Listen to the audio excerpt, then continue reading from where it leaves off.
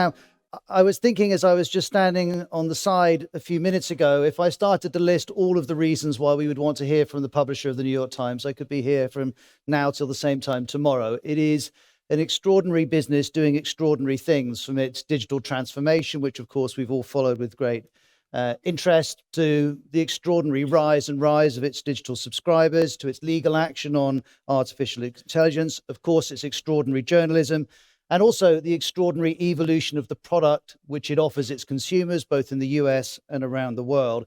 For many, many reasons, we are watching the New York Times very, very closely, which is why it's my huge pleasure to introduce our keynote speaker today on the first afternoon of WAN-IFRA, A.G. Sulzberger, the publisher of the New York Times.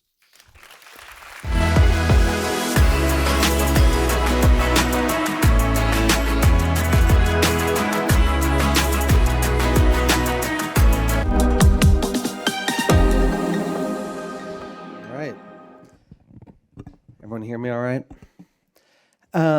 It's a pleasure to be here. Thank you very much for having me. The era of artificial intelligence announced its arrival less than 4 years ago with the public launch of ChatGPT. Within months, OpenAI's chatbot collected 100 million users, making it the fastest growing consumer product in history.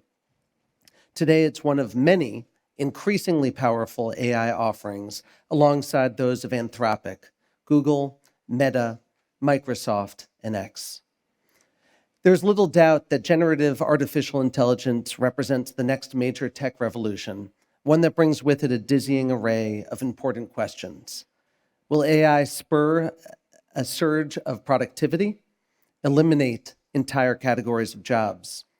Will AI unlock amazing medical breakthroughs, facilitate a biological attack? Can the actions of AI models and agents be fully understood? Can they be controlled? I'm here to talk about questions that are admittedly somewhat narrower, but they matter a great deal to me and to you and to society. How will AI change the news? How will those changes affect the information ecosystem that serves as the public square for engaged citizens worldwide? And what can the people in this room do to ensure the future of firsthand, fact-based reporting that's so essential to the health of our democracies? The early signs offer reasons for us to be concerned. The companies driving AI, already among the richest and most powerful in human history, are consolidating their outsized control over our data and our attention. At the same time, they are failing to embrace a core responsibility that comes with this power, to ensure the public has access to trustworthy news and information. Their hijacking of the public square is made possible by the original sin that animates their AI products, a brazen theft of intellectual property that has occurred at an unprecedented scale. Tech giants strip mine news websites without permission or compensation. They repackage these stolen goods as their own, siphoning off the audiences and revenue that would otherwise go to the news organizations that created this work. And this happens not just once during the training process, but countless times every single day. As a result, I fear we are careening towards a future with fewer and fewer journalists to do the expensive, difficult work of original reporting, going to places, talking to people, digging up information, covering important issues and events, providing context and analysis, investigating the powerful. A future where a crucial wellspring of a healthy society and a stable democracy, the truth, understanding, and accountability provided by original journalism, continues to dry up. This potential damage extends far beyond news. AI companies have raided civilization's entire corpus of original works, an act that also poses a danger to the future of books, music, movies, research, and an array of other fields. In the United States, these industries represent not just the heart of American culture and intellectual life, but a pillar of its economy and one of its most powerful exports. Globally, creative professions employ over 50 million people worldwide who produce roughly 12 trillion of economic value a year. The people gathered here today lead news organizations from more than 60 countries. That means that you have already fought through the gauntlet of pressures that have battered journalism everywhere, from disappearing revenues to technological intermediation to mounting attacks on the press. But on AI, we must do more. Our profession has been too quiet, too passive, and too fragmented in the face of abuses by the companies leading the AI revolution. We cannot allow AI cheerleaders to dominate the public conversation without interjecting to argue for the importance of ensuring a sustainable future for original journalism. We cannot watch as AI companies attempt to permanently dismantle the rights that give us control over the work we create. We cannot sit by as this work is used to build replacement products that undermine our ability to earn the audience and revenue necessary to continue reporting the news. Some tech leaders will portray my comments today as anti-AI, as defending the old status quo, as yet another ossified institution lashing out at innovators who are driving the forward march of progress.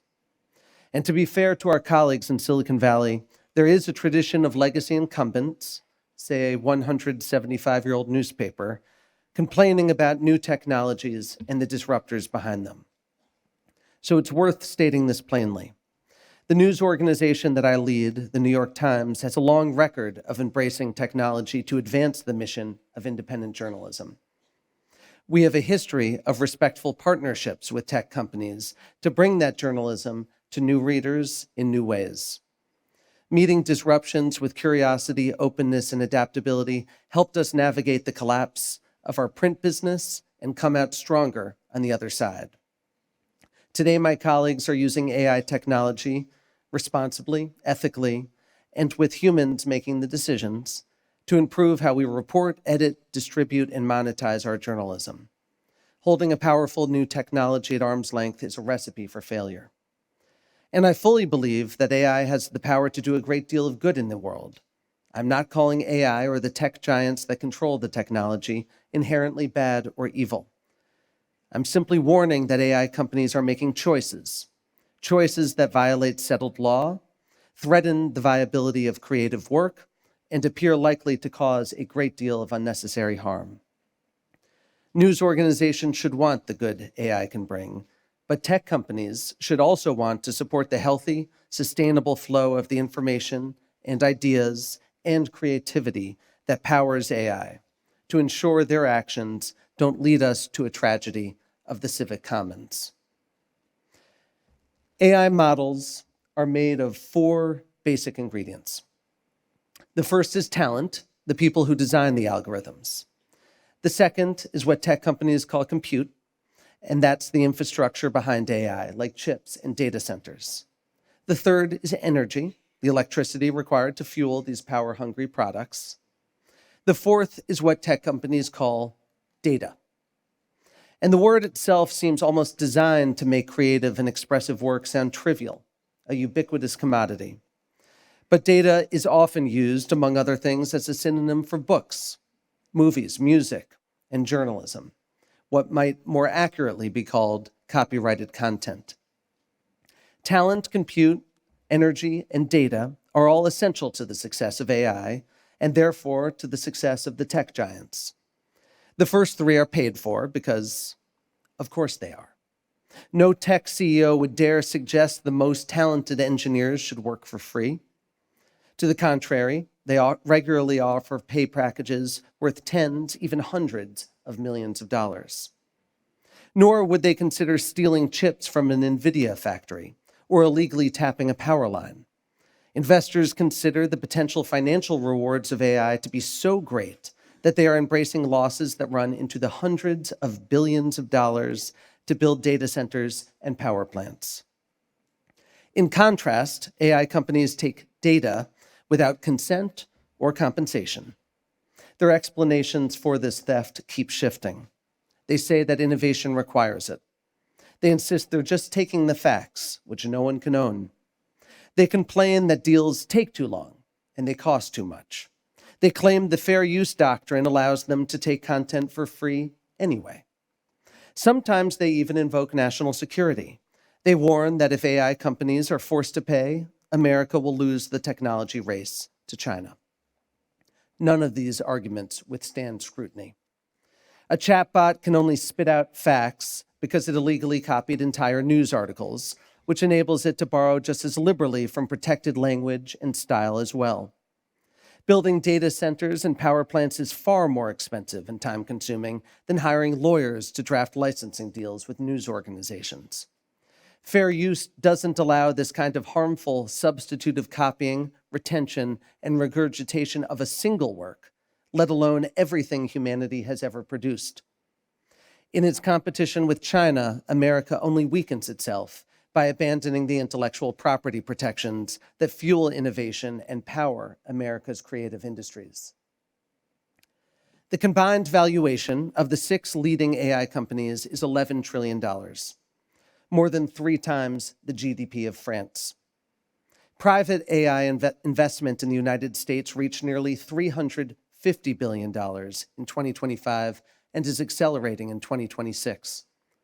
So the theft of intellectual property is certainly not occurring for want of money to pay for it. Though publisher licensing deals are not public, given the small size of the deals that have been reported, it appears that less than half of 1% of that investment is going to compensate the people and companies creating the data that powers AI. Though there are many sources of data, AI executives themselves have recognized that original, high-quality content is particularly valuable for the effectiveness and reliability of the technology. 5 of the top 10 sites used to train some of the most popular large language models belong to news publishers. OpenAI confessed that it would be, quote, impossible to train today's leading AI models without using copyrighted materials. One of the company's engineers wrote that the success of models is, quote, not determined by architecture, hyperparameters, or optimizer choices. It's determined by your data set, nothing else. In other words, you are what you eat. Let's zoom in on the experience of the New York Times to see how this works. If you want comprehensive and accurate answers in your AI chatbot, it's hard to think of a better source of data than a news organization that has, for 175 years, employed experienced, well-paid professional journalists to unearth new information, chronicle unfolding events, and assess developments in politics, business, culture, sports, science, and global affairs. This original work is valuable to tech companies in large part because it's been carefully written and edited, independently verified, held to the highest standards of fairness and accuracy, and brought to life in a distinct and compelling way. Last year alone, the New York Times published nearly 500,000 such works, from articles to photos to videos to podcasts, at a cost of over $2 billion.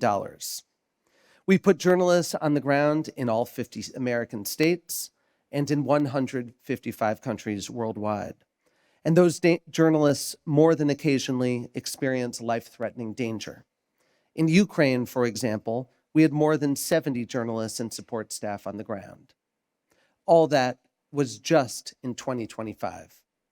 Stretch those contributions across 175 years and 20 million original works, and you'll get a fuller picture of what our newsroom has contributed to the public's understanding of the world.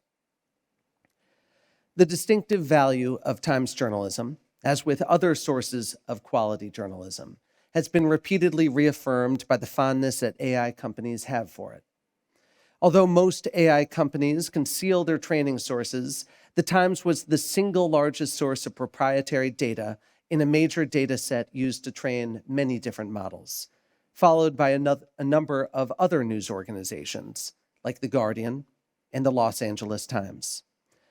AI companies regard pulling information from quality news organizations as one of the surest signs that their products are working correctly. As a Microsoft vice president said, quote, premium content meaningfully improves response quality. Yet the tech giants have argued consistently that they should not be expected to ask permission to use, let alone pay for, this kind of intellectual property. Their argument, as their actions show, has been that they're entitled to it. Meta trained its model on an infamous data set of illegally pirated books. Perplexity openly defied the long-standing norm that websites cannot be scraped surreptitiously in defiance of their explicit objections. OpenAI has lobbied the American government to give it legal immunity from its seizures of other people's work. Even Anthropic, often held up for its commitment to ethical AI development, has been unwilling to pay for the high-quality journalism that it uses in its products. Actions like these are why the Times took OpenAI, its partner Microsoft, and later Perplexity to court for brazen violations of our intellectual property rights protected by U.S. copyright law, both in the training of their models and in the ongoing use of our work in their products. As with other news organizations who have filed similar lawsuits, we believe these violations threaten the long-term ability of news organizations to continue finding and providing original, trustworthy journalism that the public, and it turns out, the AI models themselves depend on.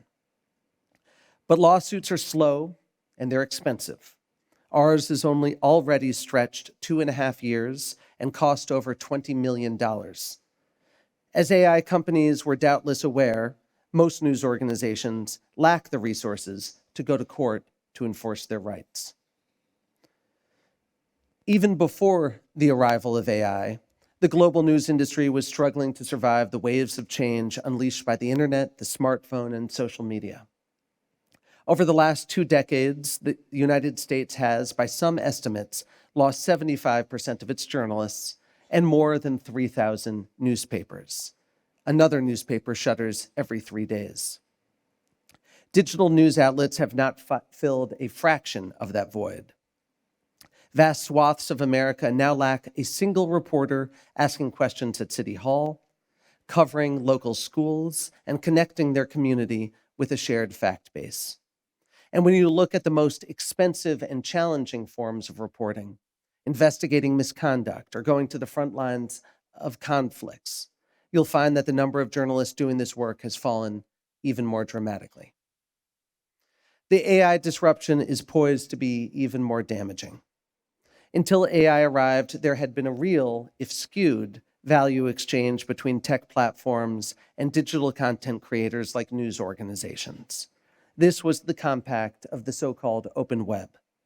Tech companies, namely the search and social platforms, would take an increasing share of ad dollars that used to go to news organizations, but deliver a much larger audience in return. In the next phase of disruption, tech companies, by taking the journalism itself, are taking a growing share of the audience for it, too. Consider Google. The goal of search engines has long been to identify the most helpful sites and then send people to them. People would go to Google, search a topic, and then click on a link to sites like the Financial Times, Le Monde, or El País to read the story. Google took the vast majority of advertising dollars, but it also sent significant traffic to news organizations through links, allowing publishers to make money by showing ads or selling subscriptions. In the AI era, Google increasingly uses the content of news organizations and other websites to answer questions directly. As a result, getting a Google user to click a link, according to industry research, is 10 times harder today than it was a decade ago. Nevertheless, Google still sets the high watermark for sending readers to publishers, and we can only hope that commitment will continue. Competing AI models send referral traffic at a rate that is 96% lower than a Google search, according to one study.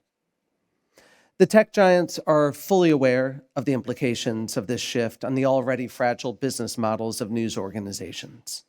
As Microsoft's head of AI monetization wrote, quote, "The open web was built on an implicit value exchange where publishers made content accessible and distribution channels like search help people find it. That model does not translate cleanly to an AI-first world." He added, "Publishers need sustainable, transparent ways to govern how their premium content is used." A worthy sentiment, But look at a recent launch page of Microsoft's own AI-powered search engine, and you'll find an entirely different posture. Hi from Bing. Instead of clicking through links, we can talk through whatever you're curious about. This dynamic has, of course, led traffic to news websites to plummet. The largest newspapers tracked by ComScore saw drops of more than 45% on average, as the AI race has intensified over these last 4 years. Global news publishers surveyed by the Reuters Institute are bracing for significant traffic declines to continue in the years ahead. Less traffic to publishers most likely means lost opportunities for advertising, which remains an important revenue stream for most news organizations. Over the last 2 decades, the combined amount that newspapers earned from advertising has already dropped 80%. Meta alone now makes 8 times more in ad revenue than every newspaper on earth combined. To offset advertising declines, many news organizations turn to subscription models. But to the extent people recognize they can access stolen work for free through AI products, it will be challenging for news organizations to develop and deepen relationships with potential subscribers. And this theft isn't just happening because publishers are leaving their toys out on the lawn. It's happening when they're locked up safely in the house. A study found that about 30% of AI bot scrapes violate explicit restrictions on accessing and taking websites' content, including content protected behind paywalls. The revenue stream some are hoping will offset these declines is money from the AI companies themselves through content licensing or micropayments. A number of larger news organizations, including The Times, have signed licensing deals. Others have embraced micropayments from the AI companies for each individual scrape and use of journalism. But there is good reason to question whether either will be sufficient to make up for the revenue and readers lost to competitive AI products. Meanwhile, many smaller news organizations whose work has also been taken and used by AI models haven't been offered any such compensation. And indeed, the vast majority of news publishers say they expect no significant income from AI platforms. Troublingly, even as these tech companies have tried to publicize deals and other actions that signal that they value journalism, they have simultaneously argued in court to lawmakers and to federal agencies that they have no obligation at all to the creators of the intellectual property they use to power their products. To be clear, I'm raising these concerns not because news organizations should fear competition. If the tech companies were committing real resources into putting their own reporters on the ground to produce original journalism, I would welcome that. But that is not what is happening. The tech platforms have never made serious attempts to create the original underlying work, like local reporting, investigative reporting, or rigorous product testing that their users, platforms, and AI products depend on. And now they go a step further, simply taking the reporting and coverage of others, often even presenting it as their own. One study found that OpenAI credited news organizations that had unearthed the information it cited in just 1% of responses. The leaders of previous tech-driven shifts at least tried to argue that their platforms would be symbiotic with creators. For example, Spotify, which has its critics in the music industry, highlights the payments it sends to musical artists. The AI companies, in contrast, have adopted a more overtly parasitic posture, one more akin to Napster, the old pirated music platform. A top researcher at Microsoft wrote that, quote, one of the core promises of LLMs is their ability to use, quote, their training data to substitute for the paid labor of those who create said data. More evocatively, the science fiction writer Margaret Atwood likened this dynamic to being, quote, murdered by my replica. It's a safe bet that such actions by tech giants will fuel destructive trends that are already straining society. A continued decline in original reporting, a continued surge in misinformation, propaganda, conspiracy theories, deep fakes, and computer-generated slop, a public that continues to be radicalized by algorithms that amplify fear, anger, and division. Reporters are the ones enriching the public record with previously unknown information. That surprising fact, that telling detail, that quote from an eyewitness, that secret document, that bit of expert analysis, that photo, video, audio recording. Put simply, original reporting is very often how you know what you know. AI products, of course, cannot do this type of original reporting. They mine the public record, but struggle to add to it. Even the mining has been problematic. Research by the European Broadcasting Union found that the leading AI assistants significantly misrepresented the news in nearly half of all answers. Both Google and Apple, for example, have made major mistakes while using AI tools to rewrite news organizations' headlines and news alerts that appear in their products. Because AI tends to be bad at expressing uncertainty, it's often not just wrong, but confidently wrong. And unlike the news organizations they're stealing from, AI companies don't track or correct such errors, leaving their users without any way of knowing when they've been misled. This matters in part because AI products are likely not to just supplement, but to replace direct relationships with news organizations for many people. Surveys suggest the shift is happening far faster than most people imagine. Amazon Web Services, which works with many AI companies, estimates that a majority of online content is already generated by AI, a number some experts expect to reach upward of 90% in the coming years. Already, the number of local news sites that are fake are reported to outnumber the sites that are real, as AI makes it harder for real sites to survive and easier for fake sites to be stood up cheaply. Tellingly, AI companies don't want to say that their product's output is reliable. They don't want to say that it's fair or that it's accurate. That's in part because it isn't. When American political activist Charlie Kirk was assassinated last year, for instance, Perplexity's bot suggested the White House's statement on Kirk's death was fabricated, and X's Grok insisted he was alive and well. But just as importantly, AI companies declined to stand behind the things their chatbots tell users in an attempt to evade legal liability. Microsoft warned when it launched Copilot, quote, "For entertainment purposes only. It can make mistakes, and it may not work as intended. Don't rely on Copilot for important advice. Use Copilot at your own risk." On some level, the public understands that this will not be good for them. 2/3 of Americans are highly concerned about AI spreading inaccurate information, according to the Pew Research Center.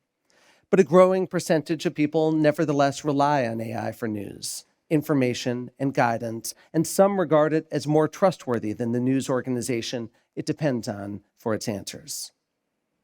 All of this will worsen the alarming decline of social and civic health. Evidence shows that when a local news organization fails, people in a community start to trust each other less and hate each other more. They become more isolated and less tolerant. Civic engagement declines and public corruption rises. And imagine what happens when the tech company's approach to the news industry reaches its logical conclusion. Despite journalism's central importance to the world's most valuable technology, the actions of the tech companies are jeopardizing their most important source of new news, new information, and new analysis. And that would make the AI products themselves less useful and less reliable. Yet another unnecessary casualty of unnecessary and damaging choices. A faltering news industry may seem powerless against some of the wealthiest companies the world has ever seen.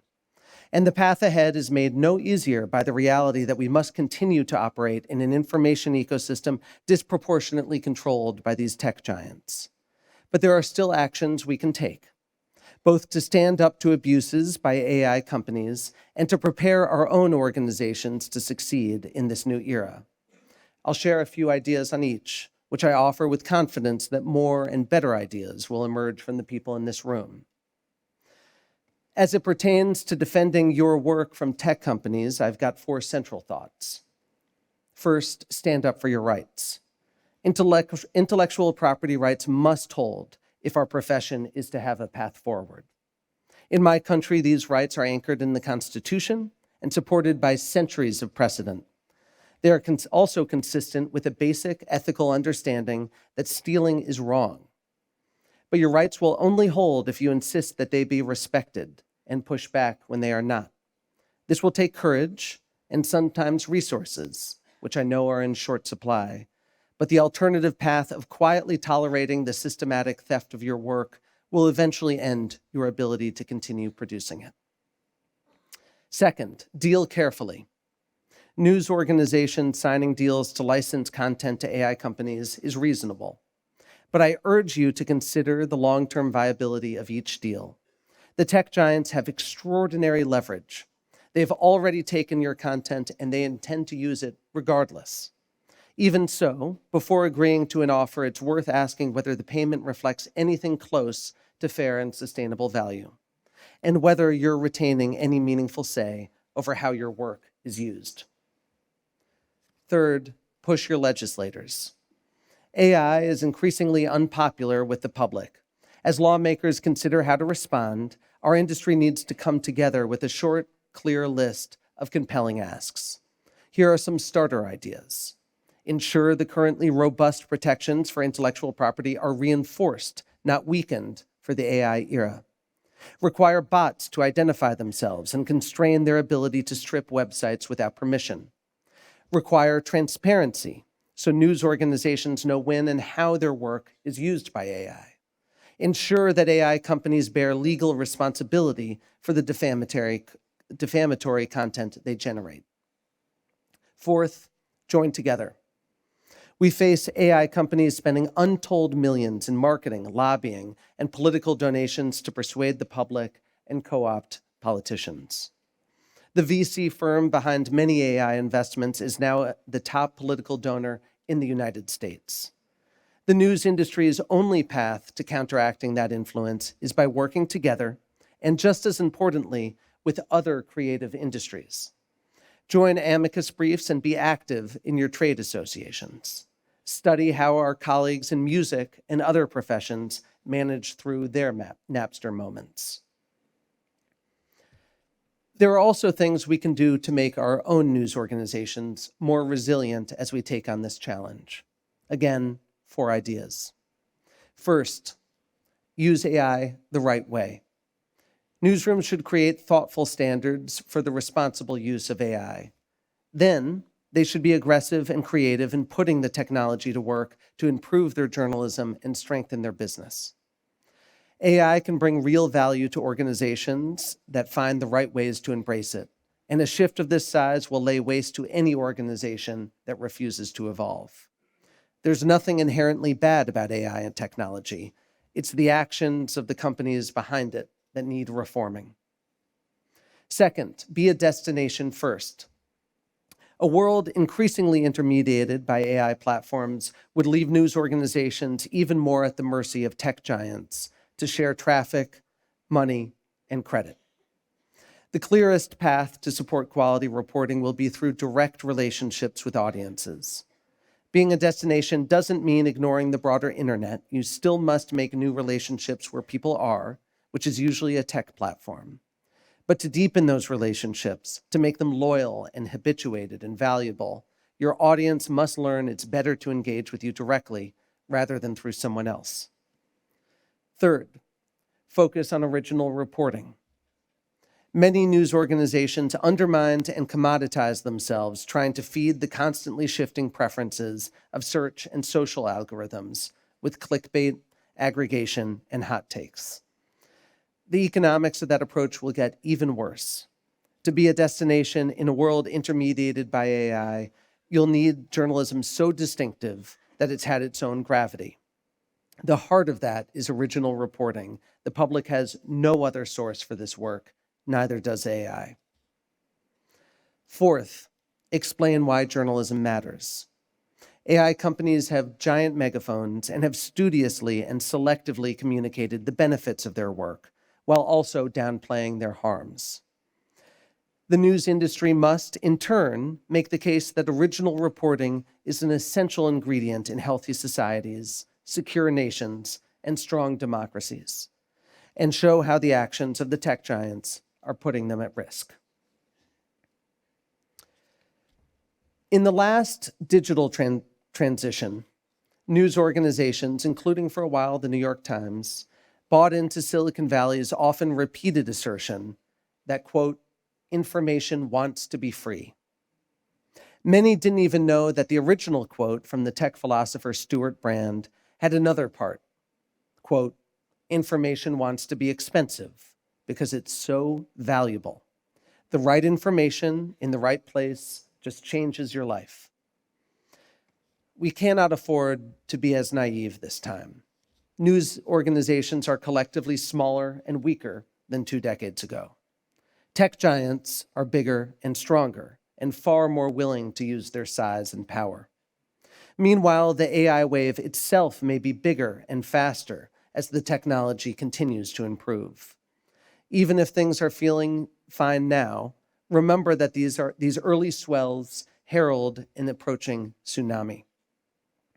As we prepare, we must remind ourselves, information is valuable. Journalism is valuable. The internet is already overwhelmed by bots and slop. It is becoming harder and harder to know where things came from and whether they are true. This has led to a growing sense that nothing can be trusted, requiring an almost paranoid vigilance from everyone about everything, or worse, a descent into nihilism. The effect isn't just that people believe untrue things, it's that they no longer believe true things. And that toxic combination is already leading more people to disengage altogether. The tech companies wave their hands at these trends and say, not our fault, and perhaps more tellingly, not our problem.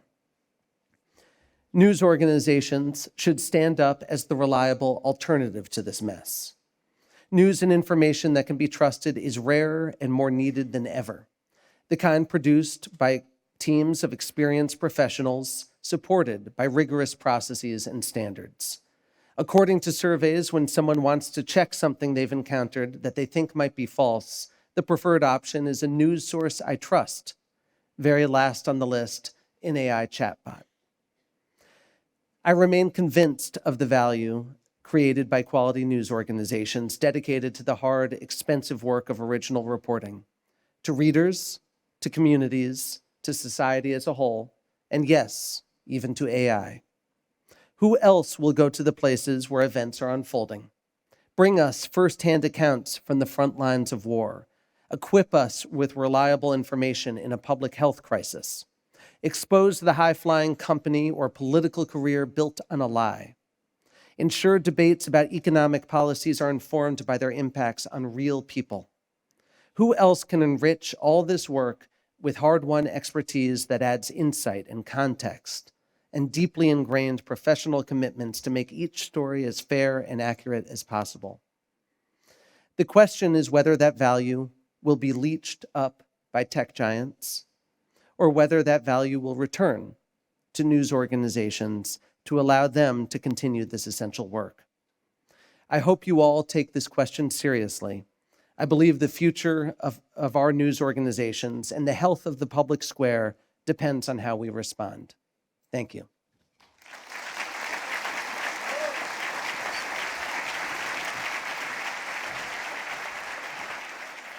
Thank you very much.